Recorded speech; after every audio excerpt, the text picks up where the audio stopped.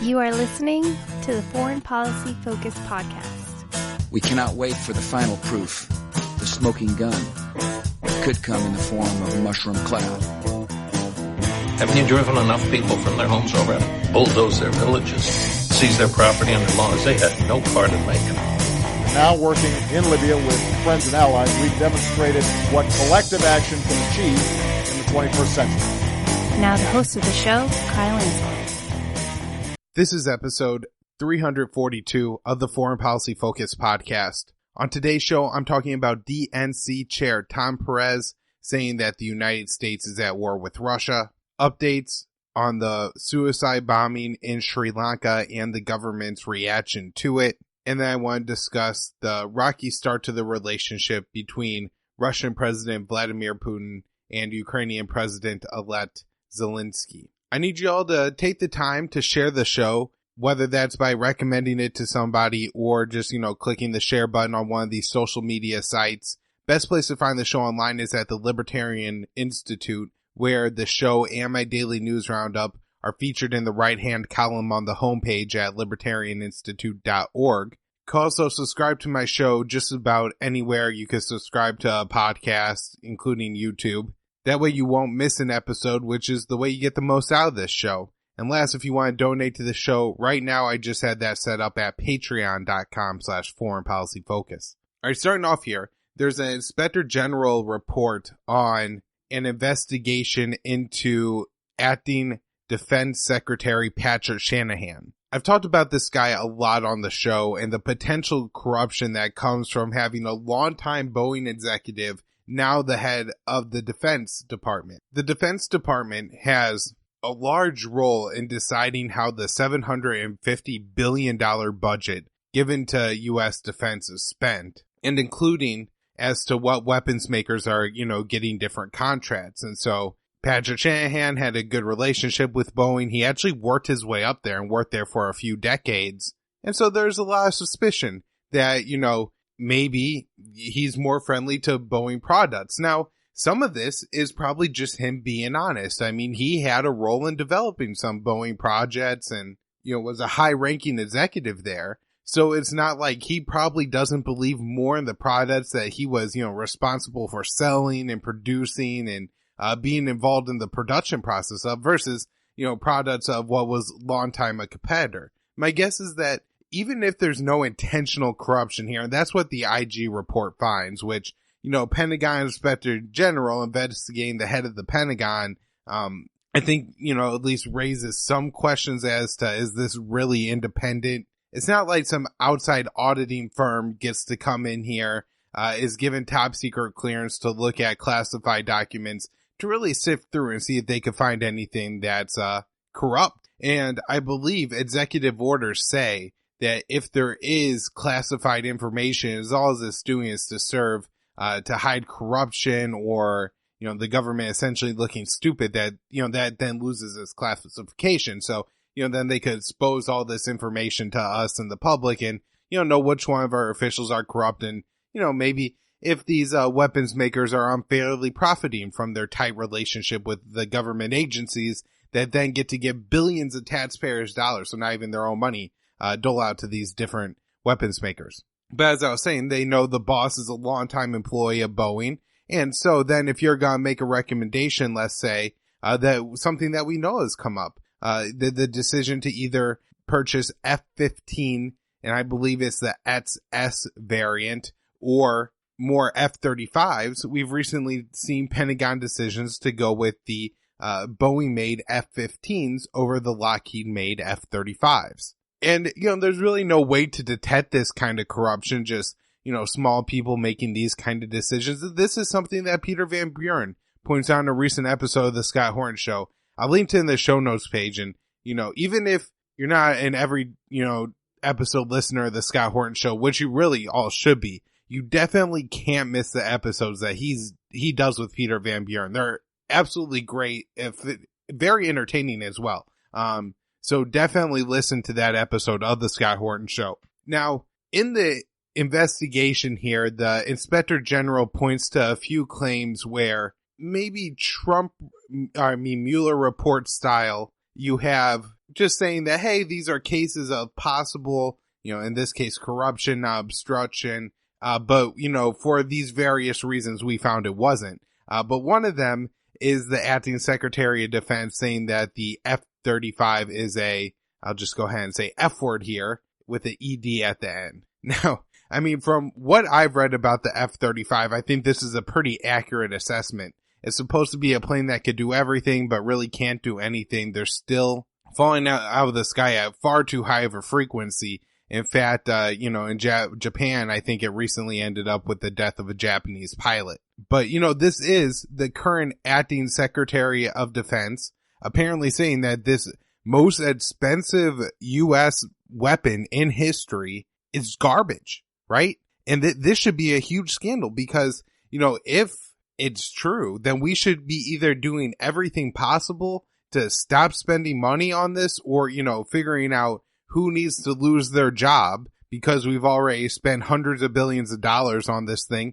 That's a piece of garbage. Like it's a huge deal to have this thing be such a huge failure. And everybody just kind of shrugs their shoulders at. But this is the most expensive weapon in U.S. history, project in U.S. history. And it's really, unbelievable when you think about it. And then, here's why it happens. Because Raytheon reports $6.8 billion in sales in Q1 2019. And so they, just continue to make money. The whole U.S. foreign policy and buying all these weapons churns on and, people in the rest of the world, especially in the Middle East and Africa right now are suffering far higher, but even the American people are suffering unduly because of this foreign policy. 2 female Navy soldiers died during basic in the past 2 months here. I'm going to try to do some research into how frequent it is that somebody dies during basic, but the article, from the military.com, points out that, hey, this is kind of concerning that, both of these girls die in Navy basic, in such a short time span. But, to me, it raises a lot of questions because, these people that are, signing up to be our, young men and women who fight for our country and our freedoms and, are the great heroes willing to make the ultimate sacrifice. And yet, they're treated so poorly by, the government, the military, that they're, dying in basic training. I've been binge watching this show, and that's not important, but what is it's, TiVoed rather than like on Netflix. So I had to watch commercials or, I skip through them, but sometimes you catch one or two before you realize you skipped through it. And, I've been seeing a lot of these new military commercials they have out. Oh boy, some of them are interesting. This boy, couldn't be older than, 18, just telling his mom, hey, I'm enlisting in the army and do I have your support? And, she's all hesitant, but then they show him with his comrades over there in Iraq walking through the desert at night. And boy, isn't it important that your boy knows that he has your support? So you have to tell him that this is a great decision and you love him and all that stuff.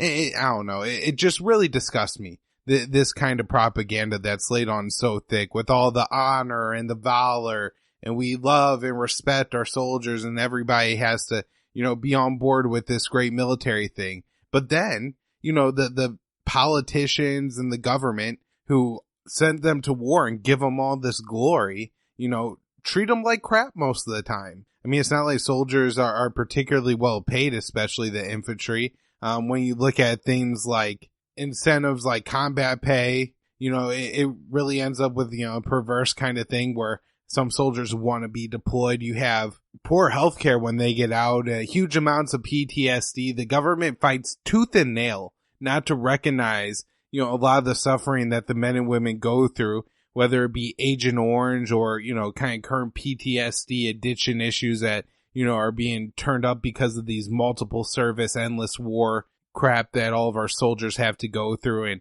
a lot of times it ends up destroying their lives.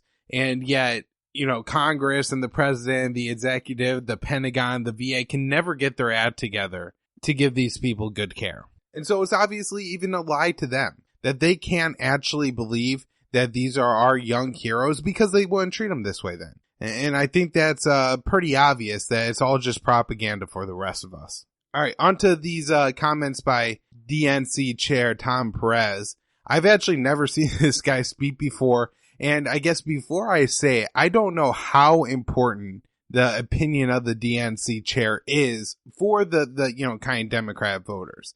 When it actually comes down to it, I think the far more, important people are the actual politicians and candidates. If you look at before, people only know who Deborah Wasserman Schultz was is because of the scandal. Other than that, she was just some representative. So I'm not saying that this is going to be something that influences the people of the Democrat Party. I do think that these people represent kind of the current leading establishment of the parties, though. So they have the general consensus of the top members of the party. And that's where I think that this is important, where you have Tom Perez saying that we are at war with Russia.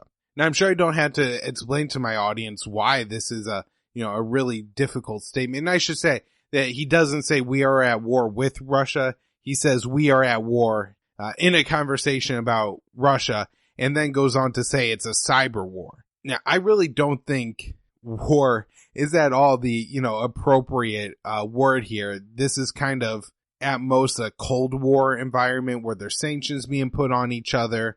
There's some espionage stuff that I'm sure that's going on. I mean, even if the Russians were not the ones that leaked Hillary Clinton and the DNC and Podesta emails to WikiLeaks, they very well could have hacked and stolen that information, if nothing else, to understand the thinking of the top American party, to know how to, best leverage their kind of options where they can make the most ground, what the Americans care more or less about. And so I'm sure, in that sense, there's very important information in there that they're trying to access, and that the Americans do that to different countries as well. We're constantly trying to probably hack into put assets close to Vladimir Putin, all this stuff, to have a sense of what's going on in their country. And nobody in their right mind should ever call this a war. It's absolutely unnecessary hysteria. But I do think it's the thinking of the DNC leadership at this point. I mean, you have Elizabeth Warren calling for impeachment hearings.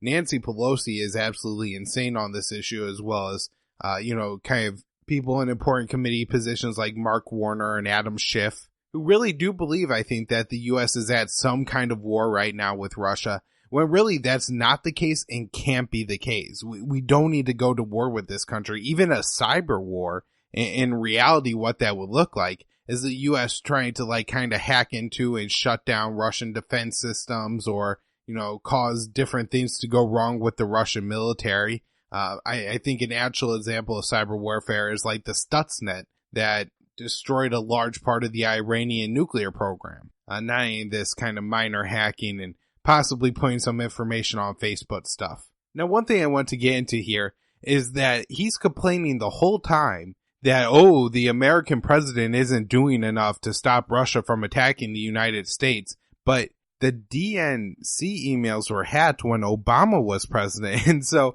it's quite amazing that this is really a condemnation of Obama not doing enough. When you think about the case he's actually laying out here. You also have the issue of, can't your party be responsible for its own security? It's not like, from the actual evidence we know of the, quote unquote hacking, that's the Podesta emails, and that Podesta was phished. Meaning that, somebody sent him a bad link and he typed his password into that. I mean, what's the American government even going to do about that? That it's not something that you could fix. It's just stupidity. It's, poor IT training among Hillary Clinton's campaign. And I guess it's almost, in a sense, kind of ironic that it's just representative of how out of touch her whole campaign was, that her campaign chair, can't even be aware of the most simplest kind of hacking scheme. Now, as far as it goes with the actual links from the party and, showing that it was corrupt and rooting for Hillary Clinton the whole time, which, the commentator nor the DNC chair addresses in here, saying hey, the reason that this helped Donald Trump was because we cheated Bernie Sanders out of the election. And, if nothing else, we're happy this was exposed. And, there was no question from the commentator on the other side, hey, don't you think this was something that the people of your party deserve to know? Which obviously he couldn't answer. And it would be fantastic if she had to ask that, but she didn't. But then, the DNC doesn't even allow the FBI to access their computers to do an analysis on how it was hacked and why and all this kind of stuff. So, you know what I mean? He's putting all the blame on the government, but the government really doesn't have any role here. It's on him and on his party. Now, the funniest part of this whole interview comes after when the CNN anchor, who I have no idea who she is, and she doesn't seem to have a particularly good understanding on everything. She opens the segment with, "We all know Russia hacked the, servers and released the emails," which is like, okay, I roll. But here we have her saying that the DNC chair is putting down the standard that all campaigns should agree not to give up any stolen information. And so let's say if, I go to my local politician and I say, "Hey, I had your incumbent opponent's emails and they show all this corruption." I guess they would maybe say go to the authorities or something, but they would not release that information. Now she presses him on that and says, "Yeah, but what about if somebody gives to you Trump's tax returns? Would you not release that?" And he says, "Well, the House is actually subpoenaing those." And she goes, I hear that. But if somebody leaked those to you, would you give them up? And he said, "Well, Russia had the election." It's just hilarious at how he dodges these questions and can't answer them because, of course, he really only wants the standard to apply if it's going to be something that embarrasses his party. And I think the Democrats would be more than happy to link any kind of stolen Trump information. And I encourage it, by the way. I will say I'm always open to feedback. If you guys think I need to include these clips in the show, I can always do that and break it down. It just takes up a lot of time. So unless people are getting real value out of it, I'm not going to do that. But always feel free to either message me on Facebook in the private Facebook group, Foreign Policy Focus. Twitter is another place I'm pretty frequently on. I check my email quite a bit at kylefilesblog@gmail.com. All right, some updates on Sri Lanka now. They actually revised the death toll down to somewhere above 250. But it's not quite clear. I'm sure there's a lot of people still struggling for their lives, and a lot of people whose, lives are going to be much more challenging than they were before. And so, whatever you actually put the death toll at, it may not reflect the true carnage here. I mean, thinking about it, you got this story of the guy who loses his 2 children and his wife or something like that. I mean, he's still alive, but I can't imagine the toll that actually takes on that guy's life and, how that actually gets counted and reflected in the damage that this attack done. It really, doesn't do it in those kind of statistics. They're saying over 500 injured too. In response, you've had a bunch of police raids around Sri Lanka. They've rounded up over 100 people now. This is one of those things where my guess is that they're probably over collecting people, and there's a lot of people who don't need to be in jail and will be released in the future because, they just happen to be connected to 3 of the different people or, visit the same 4 restaurants as, 10 of the other actual guilty terrorist types here. So hopefully there's some justice in the Sri Lankan system and, we'll make sure that these people get a fair hearing. But I don't know enough about the country to really make an assessment on that. One big shootout happened between police, 2 brothers who are apparently the masterminds of the attack, and then their father was somehow involved. In all, the shooting, apparently 15 people died, including some police, but it's not clear how many. The 2 brothers were killed. Their father was killed. There's reports that 6 children were killed in the crossfire, as well as a woman who was just standing in nearby territory when the shooting started. Now, the Islamic State has taken credit for this and at least said that they have now an affiliate-ish group in Sri Lanka. There was a podcast or a video clip of some kind put out by Baghdadi, the, caliph, self-proclaimed caliph and head of ISIS, sitting around with some other members of ISIS leadership. And they say that, right now the focus is on affiliates in, I believe, southern Russia and Georgia, Yemen, and Afghanistan. Now, I'm not sure how much, credit the leadership of ISIS actually gets to take for any amount of destruction that any of those groups could cause. I've talked a lot about how the ISIS group in Afghanistan isn't necessarily, and didn't start as kind of an ISIS group. It was actually a group of Trinky Taliban from Pakistan who were pushed into Afghanistan by Obama's drone war later declaring affiliation with ISIS. I believe that was in 2016. And of course, jihadist factions have existed in Yemen at least since 2006, midway through the Bush years, and I'm sure in part as a result of the Bush administration starting to arm the Saleh government in Yemen, which was cracking down on its people. And then, the more recent fuel of the jihadis, of course, because of first Obama's drone war against the, people of Yemen, which leads to huge amounts of terror for the civilian population. But then in the latter years of the Obama administration, fighting a war against the enemies of Al-Qaeda in Yemen and really giving them the political vacuum to rise up and take some major territory in that country. Now, I don't think there's a big difference between Al-Qaeda and ISIS in Yemen, and whether, AQAP is taking orders from Baghdadi or not, I, really haven't the faintest idea. The reason I brought the podcast here was Baghdadi claimed there was an ISIS affiliate in Sri Lanka. I haven't seen any evidence of this yet.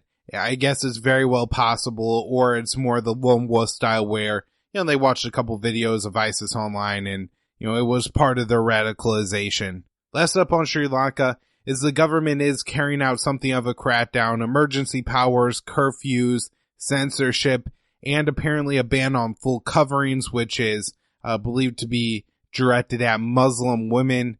I can't emphasize enough that I really believe these terrorist attacks are, while they're meant to target Christians, and while I'm sure the people who blew themselves up intended to kill the people of the church, and I want to say that they're not the true victims of the attack, but at the same time, these terrorist attacks are attack on the gray zone, and this is something that me and Will Porter talked about. I think it's one of the most really important topics, so I'm going to link to that show in the show notes page. But basically, these attacks are things that are then used to further divide different ethnic groups. And so now there's more people who will say, well, we can't have Muslims in our country, or we can't allow Muslims to think this way or behave this way because they're just dangerous people. And likewise, when you have the New Zealand shooting, you see this reaction towards other people. Oh, white men are just violent. Oh, we can't let white people own guns. I mean, this rhetoric is terrible on both sides, but basically what it's doing is pushing everybody more to the outside and, separates communication, destroys the gray zone, which is, kind of where we all get along. Now, Yemen. The reason Yemen's important right now is because apparently the Senate is going to try to override Donald Trump's veto. Everything I'm reading from political commentators say is extremely unlikely. The Senate would have to add like 9 Republican votes or something to the first vote to get this thing overturned. So, that's a steep ask. However, the bigger deal this gets raised, the more public awareness we have and the more demand for the war to end, and maybe enough public outcry will get Trump to back off. I mean, he flip-flops around quite a bit. And so, if we could just get this thing, to end, or at least, force the blockade to end, that would be a really, a great start in getting the Yemeni people fed. So Bernie Sanders is leading that charge right now in the Senate. If you can, especially if you live in a Republican district, tell them to call up your senator and say, hey, you should go along with this, and make the constitutional argument and just say, hey, you guys passed this the first time around. This is Obama's war. And man, I'm just trying to follow the Constitution. The Constitution says Congress has to declare the war. Congress said to the president no, and he vetoed that. That doesn't sound like Constitution to me. And see how far you get with that argument and the Republicans. Now, I'm reading this week that Yemen, in a UN report, has been set back 21 years by this war. Think about your, kind of community and everything that's been built and added and improved in the past 20 years. And if that was all taken away, how much life would change. And then think about that for the poorest country in the Middle East. I mean, it has to absolutely be devastating beyond belief.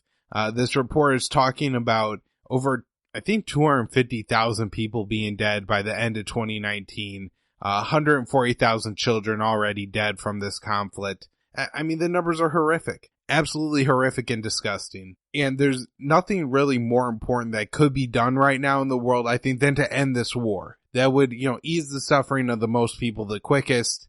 at the end of the day, are the Houthis great liberators, and are people who live in Houthi-controlled territory going to be, free and liberal as the people living in France? Absolutely not. However, this is essentially a genocidal war at this point. The people are being starved to death. They're dropping dead at rapid rates. And, their country is being bombed back decades. Literally being bombed back decades by, U.S.-made bombs and U.S. and UK-made planes with U.S. intelligence.